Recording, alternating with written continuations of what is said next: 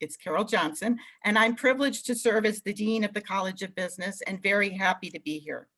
The first person that I am able to introduce you to today is our president, Dr. Fritz Erickson. We are so glad President Erickson could join us today, as events like this are held in the highest regard and are centric to our academic core and partnership. Dr. Erickson. Thanks so much, Carol. Really appreciate it, and certainly appreciate all the great work that's going on in the College of Business. It really is a pleasure to add to this celebration to the end of our academic year.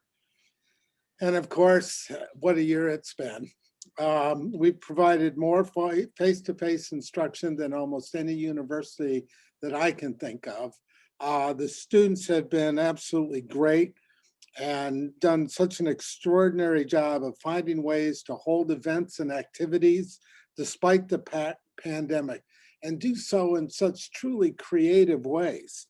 One of the things that the COVID pandemic has clearly demonstrated is how dedicated Northern our students, our faculty members are. You know, our faculty members have just done the most amazing job this year under incredibly difficult circumstances. And our hallmark as a university is about caring and dedicated faculty. And the faculty has just done such an extraordinary job with that. As we all know, our faculty have gone above and beyond to continue to be able to offer high quality courses, even when forced to quickly pivot to remote learning that happened last semester. I have to tell you, I had a chance to teach some classes this semester with the setting of some students in the classroom and some students face-to-face. And it was an incredibly challenging thing to do. So I marvel at the great work of the faculty in being able to do that, and do that in such a caring and seamless fashion. And even when we're not in a pandemic, Northern is certainly exceptionally proud of our world-class faculty and the lengths they go through to reach and support our students. And when you think of outstanding faculty, you certainly do think of Gary Brunswick, because he is a true example of that dedication and that academic rigor. You know, I've been told many times that nobody takes Dr. Brunswick's courses for an easy A or an easy B or an easy C. Gary is known for challenging his students and bringing out the very best in them, probably at a level few of the students thought they could achieve. He's been a great example of why endowed professorships are so important and so special for universities such as Northern. Endowed professorships give Northern the opportunity to recognize a truly outstanding teacher and researcher. But even more importantly, it allows such a faculty member to take their research and scholarship to a whole new level, or do something special in their discipline that isn't always available on an annual basis. And almost always, it allows those faculty to involve students in high caliber scholarship. Supporting an endowed professorship is not a small gift to the university. It's truly an investment. And I want to thank the Cohodas family for their support of Northern, our faculty, our staff, and most certainly our students. With their support of the Cohodas professorship, Dr. Brunswick has this exciting opportunity to advance his important research in marketing and provide an excellent hands-on learning experience for his students. So congratulations, Gary, for being selected for this most prestigious and well-deserved honor. And thank you to the Cohodas family for supporting this important scholarly work. Thank you. President Erickson, thank you so much for those kind remarks. We really appreciate your leadership, and your support has been enormous. So thank you so much. The Cohodas professorship is really an important appointment for the university and the College of Business. We believe that engagement with the business community and it aligns completely with our mission. It supports our goals, ones that are part of our AACSB accreditation. Central activities for this professorship that Dr. Brunswick will be engaged in is, of course, his quality teaching in both the undergraduate and graduate classroom settings. He is truly an amazing teacher. There will be economic, market, and discovery research leading to publications, and some of those publications may be with students. So that is indeed some service with that type of engagement. There will also be some pedagogical research that involves innovative teaching and learning strategies that will add to academic knowledge. From an external context, the following activities will be something that I know Dr. Brunswick will be involved in, are promoting our programs here at the university, especially as they relate to business. We have a multitude of graduate, undergraduate, associate, and certificate programs. The Cohodas professorship will also enable us, and him especially, to interact and engage with regional and local businesses. What an amazing opportunity this is. I think I would be remiss if I didn't mention some of the history of the Cohodas legacy. Mr. Sam, as his friends often called him, was known for a lot of philanthropic and community activities. Locally, he was involved with such organizations as the Red Cross, the Boy Scouts, the United Way, and he also was instrumental in establishing what is now Ishpeming Hospital, Upper Peninsula Hospital, Ishpeming, or Francis A. Bell Memorial Hospital.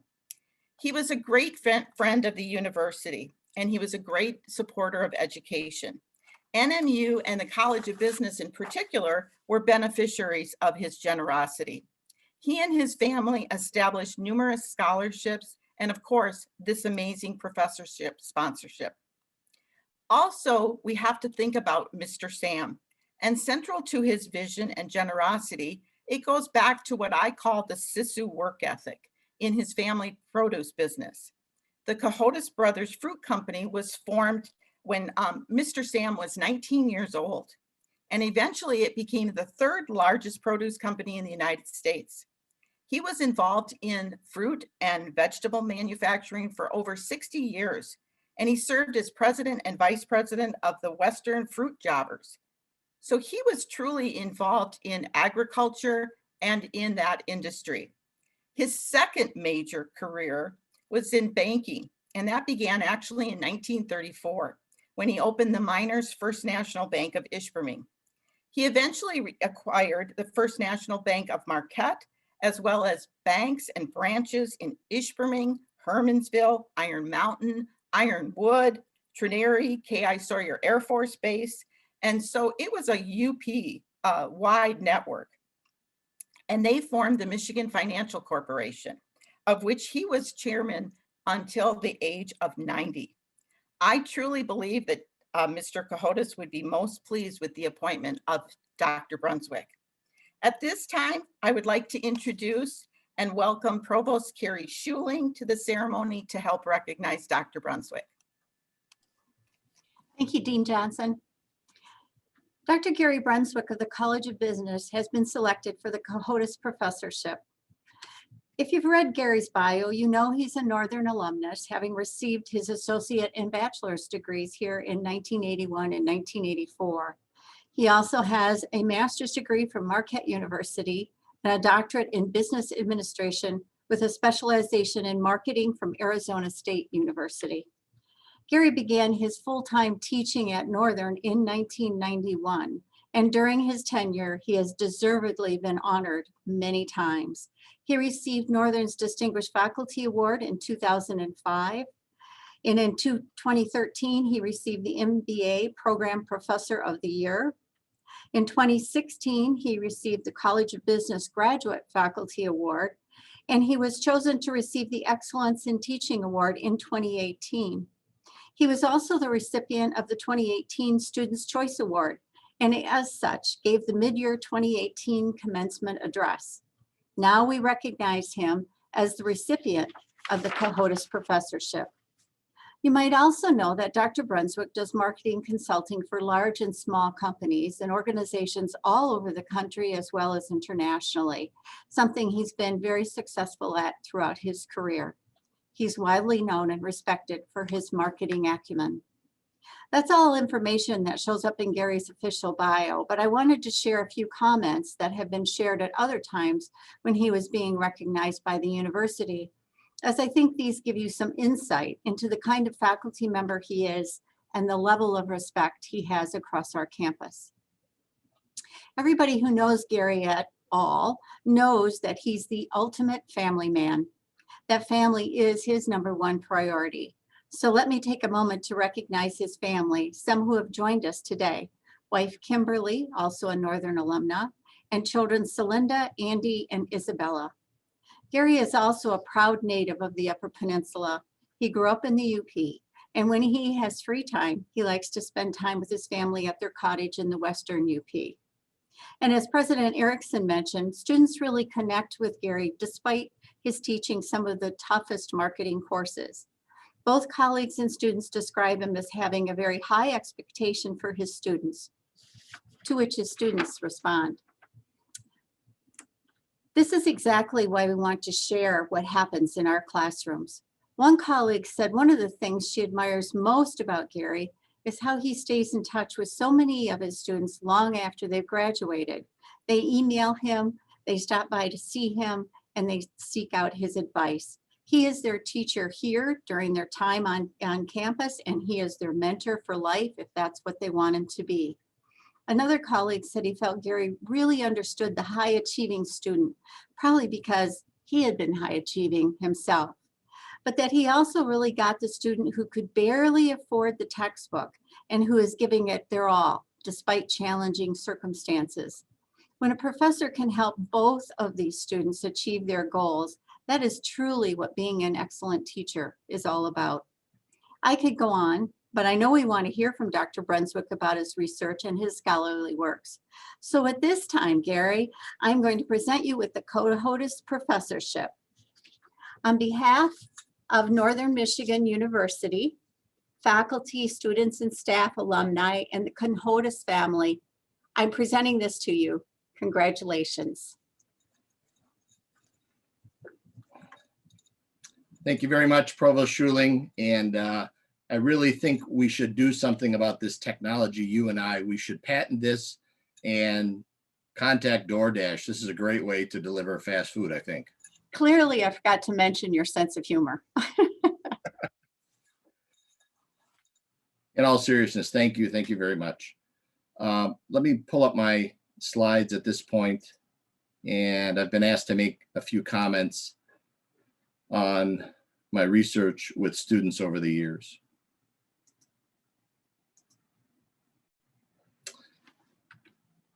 So I would be remiss if I didn't again thank the Cohodas family, the NMU Board of Trustees, NMU President Erickson, yourself, NMU Provost Schuling, the NMU Foundation, our College of Business Advisory Council members who just had a meeting this morning, early this afternoon, Carol Johnson, our wonderful Dean in the College of Business, my colleagues, current and former NMU students, and certainly my family. I'm truly honored to be named as the Cohodas Professor of Business. In fact, these have been some of the best days of my 30-year career here at Northern Michigan University. Over that time span, I've been engaged in a long history of research activity and collaboration with both colleagues and with students. And I think as my research record indicates, I've liked to focus on research that is actionable, that has managerial impact and impact for even other stakeholders.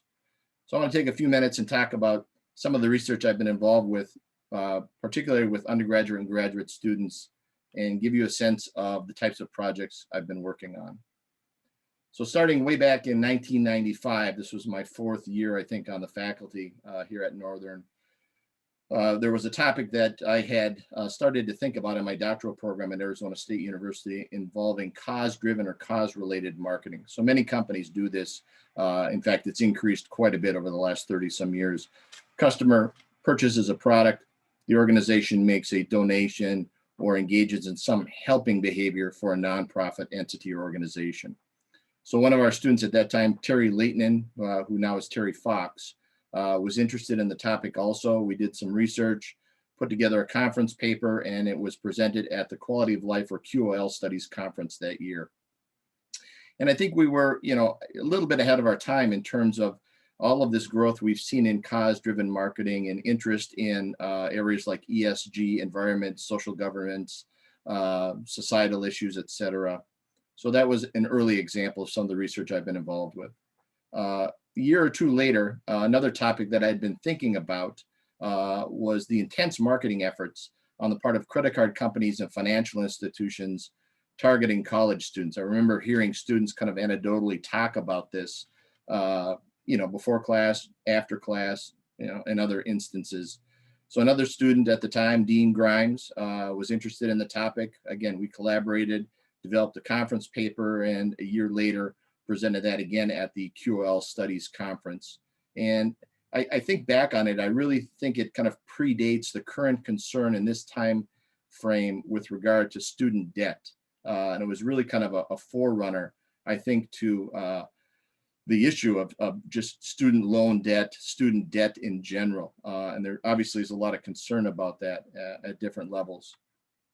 About a year later or so, I had another student, very interesting young man, Holger Wagner, a German student studying here in the United States. And if anyone out there remembers Holger, he was a very unique person. And he was very tenacious at times. So his brother-in-law was the CEO of a company back home in Germany that made industrial pumps. And the name of the company, I always like to say this name, Herberner Pumpenfabrik. So they made industrial pumps, and Holger was like a pit bull. He kept kind of asking me, Dr. Brunswick, you need to write a case study on this company. You need to do this. So I finally relented, but with some conditions. So I flew to Frankfurt, and Herborn is a city about an hour or so west of Frankfurt. I met with his brother-in-law for a couple of days, gathered materials to write the case study, wrote the case study, but as part of the deal I struck with Holger, the CEO, his brother-in-law, had to fly to the US. I used this case as a course project in my senior level capstone course in marketing strategy, and even went so far as had the company put up cash prize money for the top group or team that was competing, working on this course project on this case, basically. And I eventually published that research in the International Journal of Case Studies and Research. So there were obviously some pedagogical benefits to doing that research. I was also quite surprised. I thought the money would motivate student teams, and what really motivated them afterwards in talking with the teams were some plaques that we put together that kind of named them as the winners of this case competition. So that was kind of an interesting moment. What I thought would happen really didn't happen in terms of the money being the primary motivator. After that, there was a topic that Harry Gunther, who I think was the first Cohodas professor, if memory serves correct, Harry and I had been talking about, and there was interest then, and there is still interest now in what we called out shopping behavior, basically dollars that leave the Upper Peninsula for a variety of reasons. So I had another former student at the time, Katie Beauchamp. We basically got her on board, collected some data. We published basically a working paper related to out shopping behavior in the Upper Peninsula. I presented that later on at an Allied Academies conference, and it actually led to some additional research.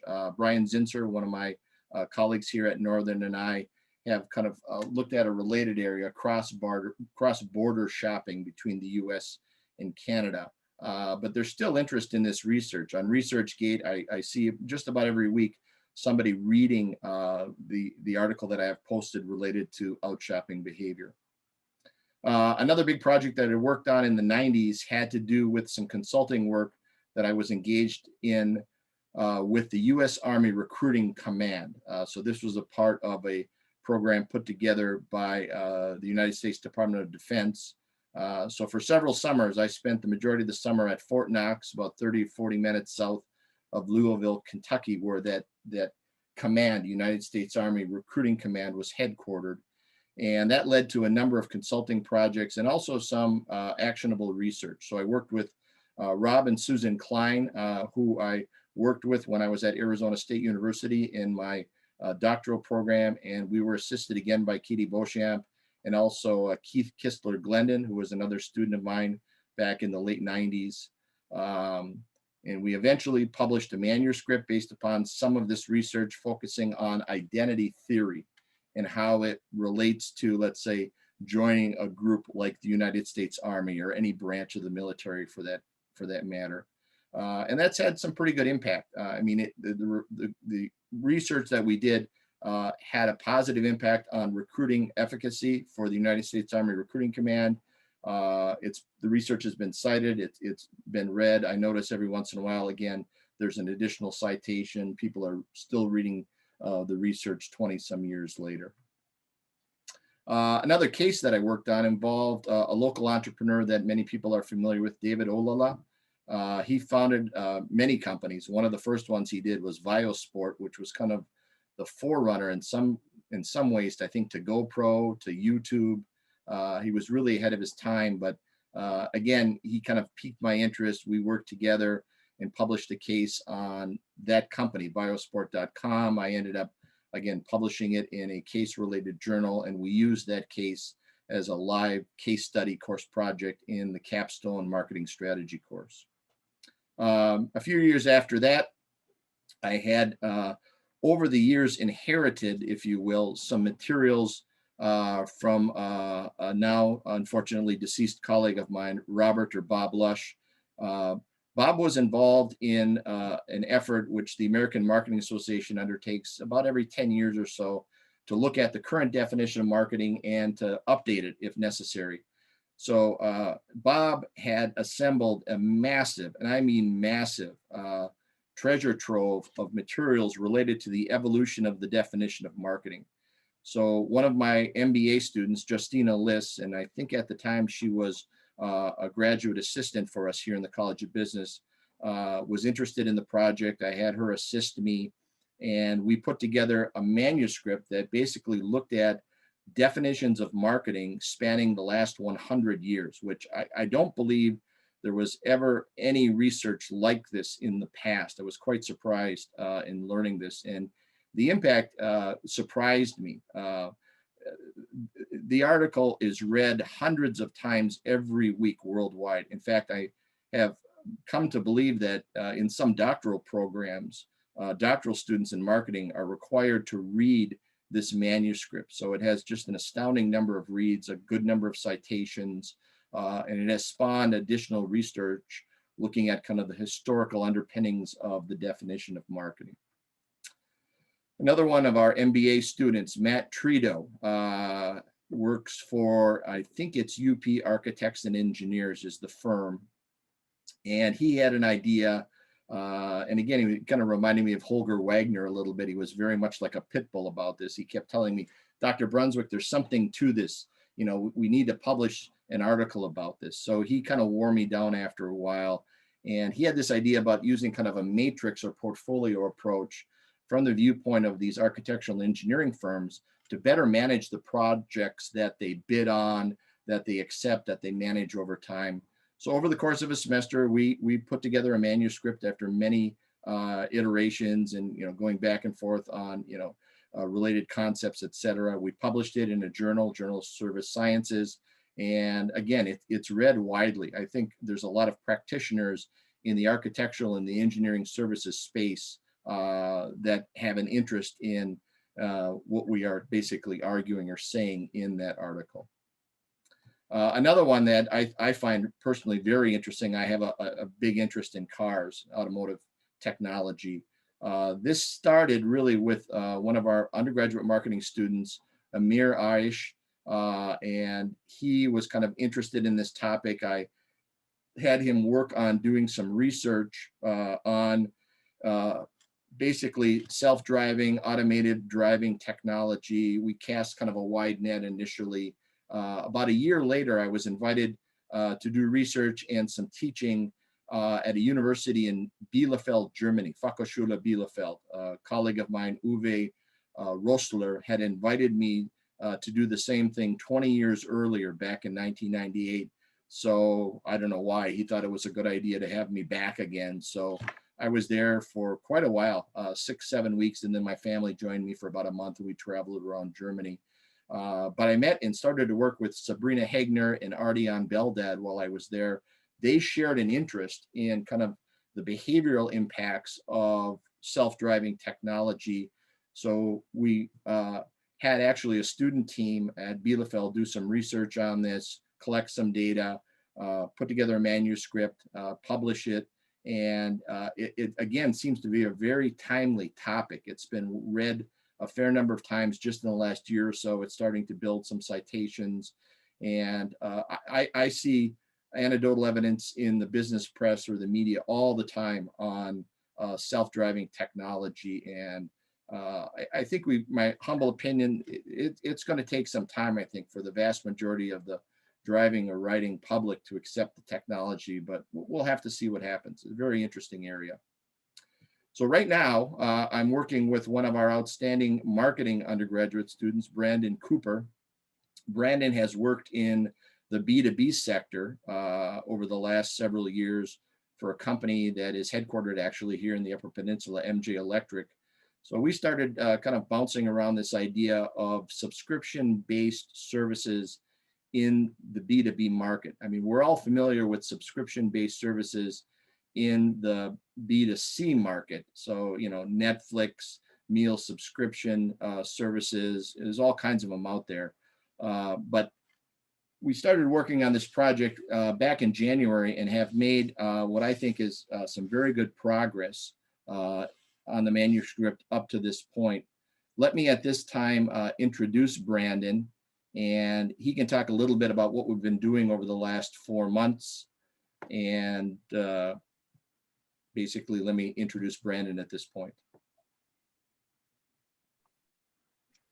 All right, good afternoon, everyone. So I'll start off with a brief introduction of myself. So my name is Brandon Cooper. I'm currently a senior, and I will be graduating next week with my degree in marketing. I'm currently living in Gladstone. I'm also an Upper Peninsula native, just like Dr. Brunswick. And I'm really excited to graduate and kind of get my career going. So I would really like to thank Dr. Brunswick for having me come on and help him with this research paper. I've learned quite a bit just throughout this whole process that I didn't know beforehand, and it's been really beneficial for me. And I also like to thank Dr. Brunswick just for the time and effort that he puts into his classes. I've had him in 3 courses throughout my time here at Northern, and I can attest that I've learned a considerable amount about marketing, but not just about marketing, just how businesses work in general, which I believe is really important. So as Dr. Brunswick said, we've been really progressing along with the research paper. Besides some days we kind of get off topic, a little bit of hunting or fishing, but that'll happen sometimes. But we've had some really good finds so far, and I believe that we're going to have a very quality manuscript developed coming very soon here. So I'm open to any questions that anyone may have regarding the research paper. Well, Brandon, I think I would be curious to know, how do you think this experience might impact your future career? Well, like Dr. Brunswick said, I worked for MJ Electric, which is in Iron Mountain. So one of the things that we had looked at in the manuscript was a subscription service for MJ Electric. So currently, they have UAV services that typically check transmission lines, distribution lines that are already existing. Many of you may have already been familiar with what happened out in California, kind of with the power company there, PG&E, having the power line drop and having a lot of wildfires get sparked from that. So kind of how I could apply this to MJ Electric, they could utilize possibly UAV services as a subscription.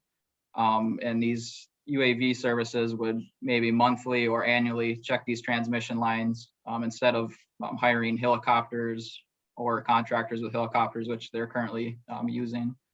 So that's one of the examples that we had looked at when we were developing this manuscript. And another good one, another former student of mine, Mike Wilbur, works for Hilti. And if you're familiar with that brand of power tools, they focus primarily on the B2B market. And if you're on a job site, Hilti is a turnkey solution. They'll provide the tools, the maintenance on them, replacement if they're lost or stolen. And it's another good example of how kind of this subscription-based movement is even having a big impact on the business-to-business market. So I wish you well in your future, Brandon. I'm sure we'll keep in touch. And let's turn it back over to Dean Johnson at this point.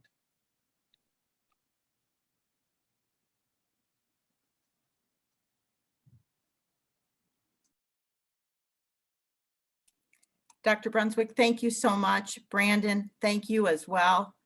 I think that this was an extraordinary example of a collaboration of student to faculty, but interesting, the idea for this particular product the project came from the student. We really appreciate hearing about what you're working on. I would like to, and on behalf of the NMU Foundation, like to thank everyone for joining us today. We are glad that our College of Business Advisory Council was also able to attend and could this online event. We appreciate the support from everyone. We would like to congratulate Gary, and we look forward to his work and contributions to come. For those of you that may be interested, this event has been recorded and we will share it on the NMU YouTube channel, and we will also email it to all of those of you that have signed up for today's event. We hope you have a great day and a lovely weekend. Goodbye and thank you.